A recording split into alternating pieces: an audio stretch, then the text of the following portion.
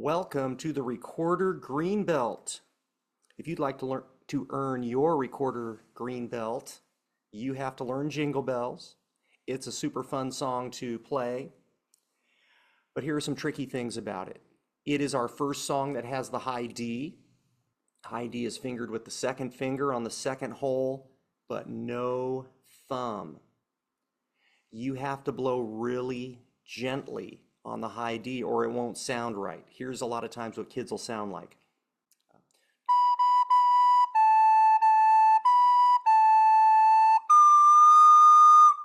When you blow hard, the note sounds out of tune and it really does not sound good. Another thing to keep in mind are the half rests. Do you see the two half rests in the song at the end of the first line and the third line?